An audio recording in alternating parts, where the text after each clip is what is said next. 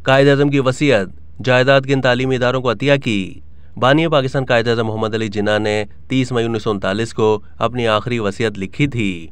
इस वसीयत का सबसे नुमाया पहलू यह है कि उन्होंने अपनी जायदाद मुत्तहिदा हिंदुस्तान में मुसलमानों के 3 मारूफ तालीमी इदारों के नाम वक्फ कर दी थी। उनमें उनकी मादरे इल्म सिंध मदरसतुल इस्लाम कराची भी शामिल था। सिंध मदरसतुल इस्लाम यूनिवर्सिटी कराची के साबिक वाइस चांसलर और मारूफ माहिर तालीम डॉक्टर मोहम्मद अली शेख ने एक ट्वीट में बताया है कि बानी पाकिस्तान की जायदादों में लाहौर का जिन्ना हाउस भी शामिल था, जिसको 9 मई को पाकिस्तान तहरीक इंसाफ से ताल्लुक़ रखने वाले बलवाइयों ने नजरे आतिश कर दिया था और वहां से घरेलू अशिया तक लूट कर ले गए थे।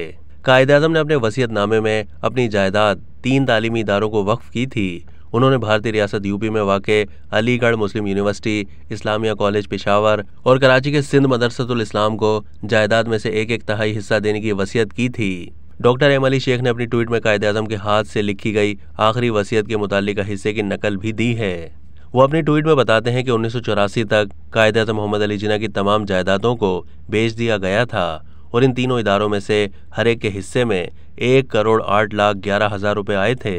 उन्होंने मजीद बताया कि बानी पाकिस्तान ने इसके अलावा बम्बई यूनिवर्सिटी को 50,000 रुपये और अरबी कॉलेज दिल्ली और अंजुमन इस्लाम स्कूल बम्बई को 25-25 हज़ार रुपये अतिया देने की हिदायत दी थी। सिंध मदरसतुल इस्लाम कराची के साबिक वाइस चांसलर ट्वीट में मजीद लिखते हैं कि यह तमाम जायदाद और रकम कायद-ए-आज़म मोहम्मद अली जिन्ना की मेहनत की कमाई थी और उन्होंने तालीम के लिए वक्फ कर दी थी। अब तक किसी दूसरे लीडर ने उनकी तरह नहीं किया है कि अपनी जायदाद को वतन अजीज में तालीम के फरोग के लिए वक्फ कर दिया हो। वाज़ेह है कि कायद-ए-आज़म की तरफ से अपनी जायदाद को मज़कूरा 3 बड़े तालीमी इदारों को देने की बाबत तो मालूमात आम हैं, लेकिन ये बहुत कम लोगों को मालूम होगा कि उन्होंने जामिया बम्बई और अरबी कॉलेज दिल्ली को भी नकद रकम देने की वसीयत की थी।